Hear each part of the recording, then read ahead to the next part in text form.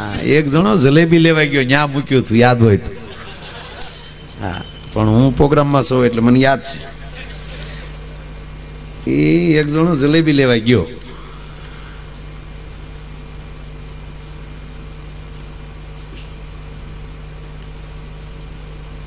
ઠીક. આ તો ખાલી ફરમાઈશ છે, હું તો કહું પૈસા છે. આમ એ ફરમાઈશ છે, હાવ લુખી ફરમાઈશ છે, હાવ.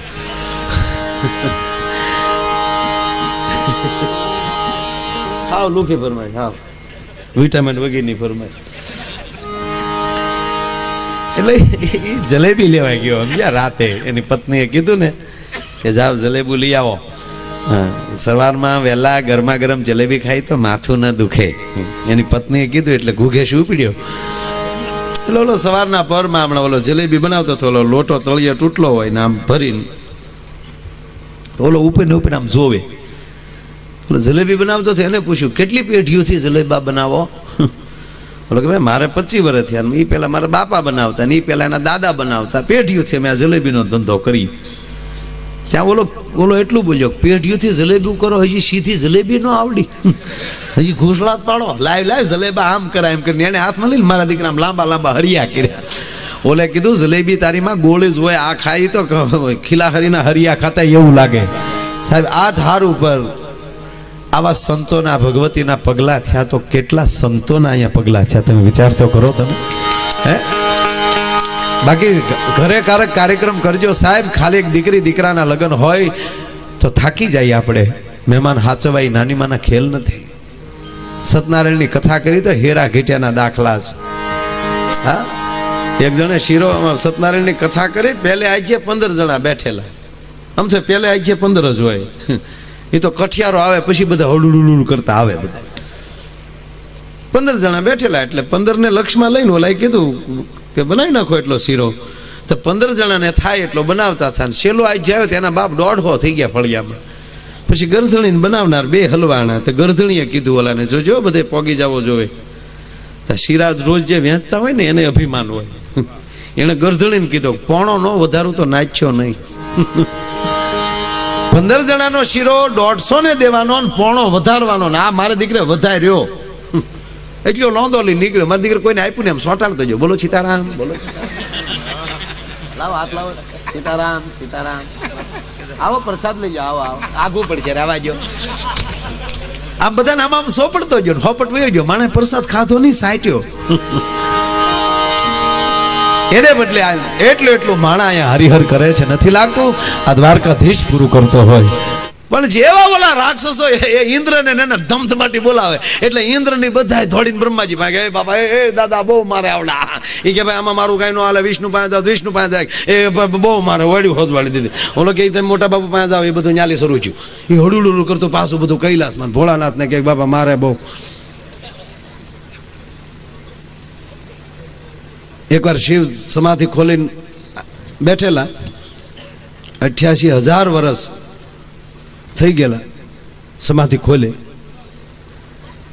88,000 વર્ષની સમાધિ પૂરી કર્યા પછી ભગવાન શિવે જ્યાં આંખ ખોલી એટલે પાર્વતીજી પડખે બેઠેલા. એટલે ભોળાનાથે જ્યાં સમાધિ ખોલી એટલે પાર્વતી ગગલાવ્યા. પાર્વતી પડખે આમ બેઠેલા ને ભોળાનાથ થોડાક હીર્યા એની કોઈ હરવું તો પડેજી બાજુ. પાર્વતી મીડા ગગલાવા કે એકલી સમાધિ ખોલ ધારીને દેવો છો, પછી ઘરનું ધ્યાન દેવાય, બીજાને એકલા વરદાન દો છો, ઘરમાં એકલા ફણેલા આટા મારે ડોહા, અને એકલો બરફનો ઓટો છે, બીજું કઈ છે નહીં. અહીં કેટલું મહેમાન આવે તમને શું ખબર હોય કે અમારા હાસો ભાઈ. અને મહેમાનનું તો જવા દો, ઘરે છોકરા બબે શીફડા જેવા બેઠા. એમાં કાર્તિકેયને શરદી થાય તો વાંધો નહીં, ગણપતિને શરદી થાય મને બિલકુલ પહોંચ ન થાય. કોઈ રીતે હોંડમાં હેડાય ન નીકળે હમણાં. એટલે ભોળાનાથને થયું કે આજનો પ્રોગ્રામ વધી જવાનો છે. એટલે નંદીને બોલાવીને કે નંદી ક્યાં છે બધા ગણો, બધા કમ્પ્લીટ છે, બધાને કહી દે કોઈ અંદર ન આવવું જોઈએ, બરોબર ચોકી કરો. લઈને જો વાંચીતા ખબર પડી જાય ભોળાનાથે સમાધિ ખોલી, બીજા લોકો આવશે, અહીંયા ઘરમાં ડખો હાલતો હોય અને બધા સાંભળી જાય. નંદી કે કોઈ નો અંદર આવે, તમે પરિવાર વાતો કરો. એ પરિવાર ભગવાન શિવામાં બેઠા બેઠા વાતો કરતા હતા. એમાં એક જણો આવ્યો, હું વાટીએ નંદીને એક કોણી મારી અહીંયા બેહાડી દીધો. સિંગીન ફીંગીન એક કોઈ પડી ગયેલા. શિવના ગણ ગલોટિયા ખાય ને એમાં એક જણ આવ્યા, આમ લાલ ઘોમ આખું થઈ ગયેલી. ભોળાનાથ કે કોણ છો? અરે કે ભોળાનાથ ને બોલો કે માણસ હોઉં, પણ તપ કરી કરીને રાક્ષસ થઈ ગયો. એ નંદી આ કેમ અંદર આવ્યો? બોલો કે પણ ભાંગી નાખ્યો બાપુ, એક ભેગો મને ભાંગી લોટકો માણસ. એટલે બોલાય કીધું ભોળાનાથ ને, સાંભળજો પ્રભુ, એ કે આડો નહીં આવે, બધાને ભાંગી નાખ્યા. તમે જેટલા વર્ષથી સમાધિમાં બેઠા એટલા જ વર્ષથી તમારા ભજનના તપમાં હું બેઠો છું. મારામાં કઈ જેવી તેવી તાકાત નથી. હવે હું માગું વરદાન આપો. ભોળાનાથ કે આપ્યું, બોલ ને ભાઈ, ખોટો માથાકૂટ કરીને નીકળે હબજા. બોલ માગી લે. કે જેની માથે હાથ મૂકી ભસ્મ થઈ જાય. ભોળાનાથ કે આપ્યું, જા ફાઇનલ. કે ફાઇનલ નીકળ ને અહીંયા ફેમિલી ભેગા બેઠા હોય, એક તો ઘરના રાડ્યું નાખતા ને ઉપરલી તું ઓળી વરદાનનો દીકરો થા. દીધું જા પાકું પાકું. તક તો ઉભે રહો, શેક કરવા ગયો લે. સીધો ભોળાનાથ કર થોડે. ભોળાનાથ કે ભાઈ એ નો ગણપતિને કાર્તિકને ફગાવી નાખ્યા. ભોળાનાથ એક કોઈને જે મોટો બાપુ છૂટા પટે ભાગ્યો, યારુડા ક્યાંય પડી ગયા. ગંગાજી તો તિયન તિયે સટકી ગયા કે એમ કેમ હશું પાછા બેસી જાવ. હાથે માથે હાથ આવે એટલે ગંગાજી કે પેલો વારો આપણો આવે. વાઘાંબર ક્યાંય પડી ગયો, મોટો બાપુ ધડ્યો જાય. આગળ ભગવાન શિવ ને વાહે ભસ્માસુર. શિવ દોડતા જાય ને કહેતા હતા, એ વિષ્ણુ દોડ વિષ્ણુ. વિષ્ણુ ભગવાન કે જાવ ને આવી ગઈ ને આંગળી નકુસામાં.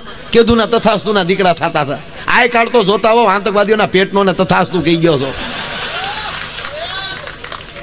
ભગવાન આ છે શિવ પુરાણનો પ્રસંગ, પણ આ તો મારી સ્ટાઇલથી કહું છું. એક પણ શબ્દ મારા ખીચાનો નથી. ભગવાન વિષ્ણુને ભોળાનાથ કહે છે જે જોઈ પણ આવ્યું, નહીતર હમણાં મને ભસ્માસુર આંબી જાય. એ દોડતા દોડતા આડું એમ કહેવાય વડલાનું ઝાડ આવ્યું. એ ઝાડ ઉપર ભગવાન શિવ ચડી ગયા. ભસ્માસુરને થોડુંક અંતર રહી ગયું. વિષ્ણુ ભગવાનને થયું હવે નહીં જાવ તો મોટો બાપુ હલવાય. પણ વિષ્ણુએ નક્કી કર્યું જો હવે હું વિષ્ણુ બનીને જાય મારી માથે હાથ મૂકશે તો હું પણ ભસ્મ થઈ જાય. શિવનું વરદાન ખાલી જાય નહીં. હવે કરવું શું? તાત્કાલિક નિર્ણય.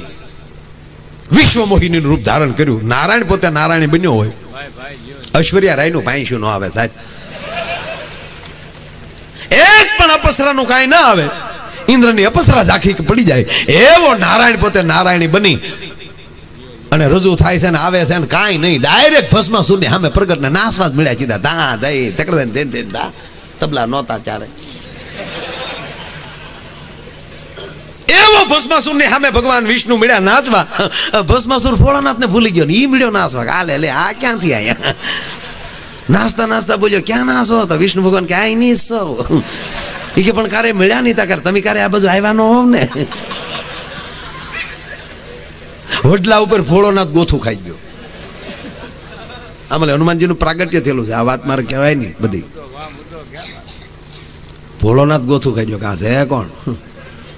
વાહ વાહ. એ ભસ્માસુરની બીક ભૂલી ગયો. અને વિષ્ણુ પોતે નારાયણ પોતે નારાયણી બની નાચતો હોય ને નૃત્યનો કોઈ દાતા હોય તો એ નટરાજ શિવ છે.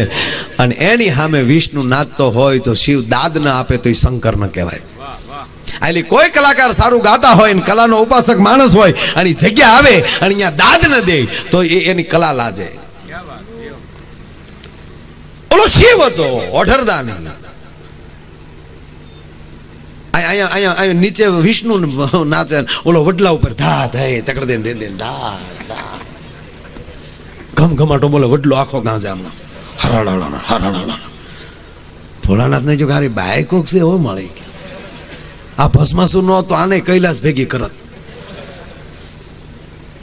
આવો વિચાર ના આવ્યો તો હનુમાનજીનું પ્રાગટ્ય નથી હોત.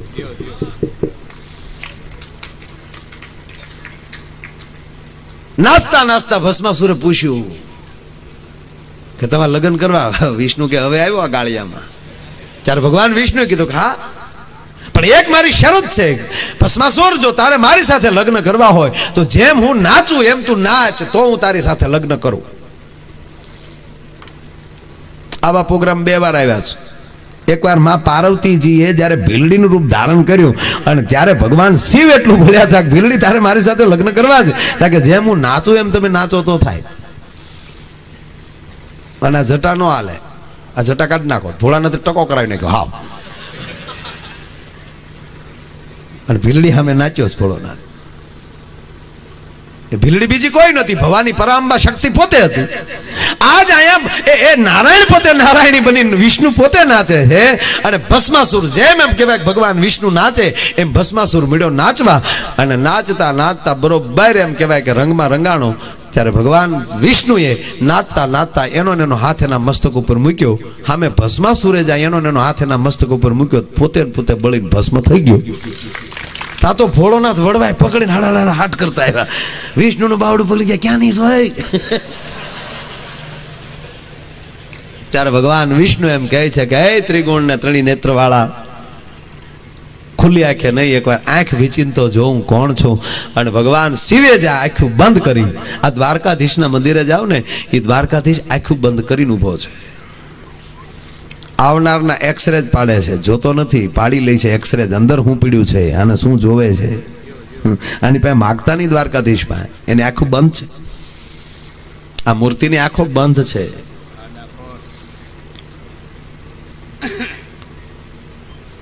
એની પાસે માગવું નહીં.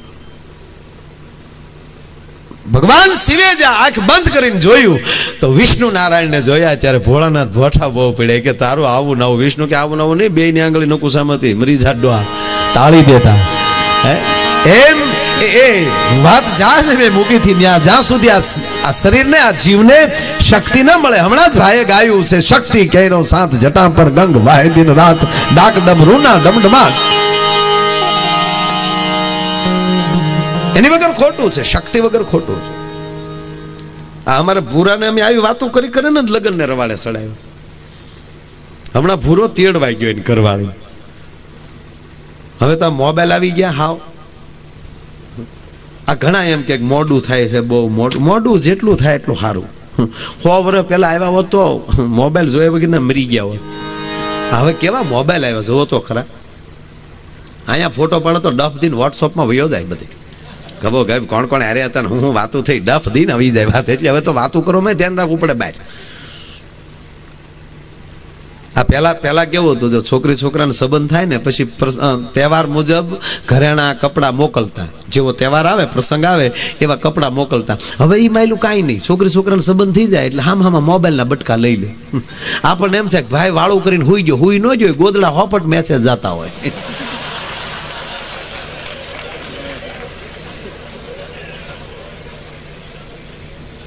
હમણાં એક છોકરાનો સંબંધ થયો, જે દીકરી યારે સંબંધ થયો છે એ દીકરીને એને મેસેજ મોકલ્યો. ને શરૂઆતના મેસેજ તો બધા એવા જ હોય, તમે મને બધે દેખાવ છો. તો વળી હામેલી જવાબ આવે, સપનામાં તમે જ આવ્યા કરો છો, તો પાણી વાળવા મોકલી દે વાડીએ.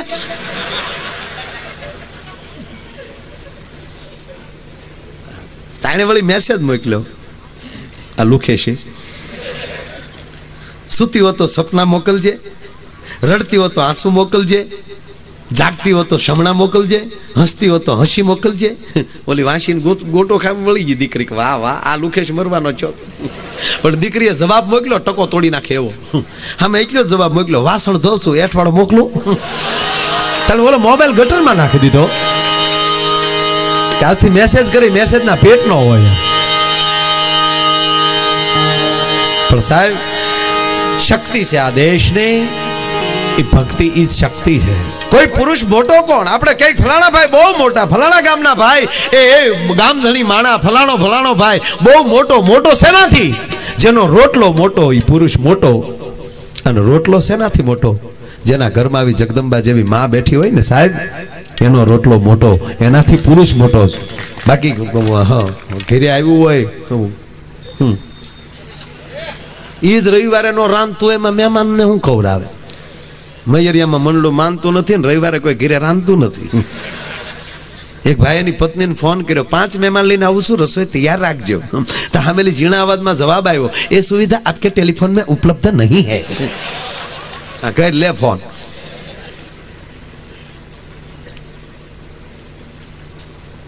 બધું લગ્નથી શરૂ થાય છે. એમાં અહીંયા દરરોજ આવા સરસ મજાના એટલા દિવસમાં 51 સર્વજ્ઞાતિના સમૂહ લગ્ન રાખ્યા છે. એટલે જ્યાં મેં વાત મૂકી હતી, આ લગ્ન છે પણ એ પણ એક મંત્ર છે. જૂના ગીતની મજા એવી છે સાહેબ. એક આદું ગીત એટલે મને 2-3 વાર અહીંયા ચિઠ્ઠી આવી છે. જૂના ગીતની મજા છે. કોયલ બેઠી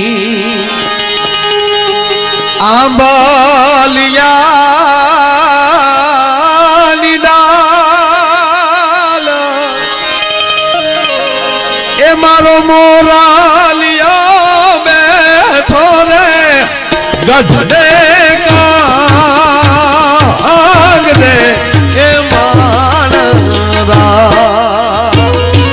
એ હોશીલા વીરા તમે કોયલ ને ઉડાડો આપણે દે એ અંતરિયા વીરા તમે કોયલ ને ઉડાડો આપણે દે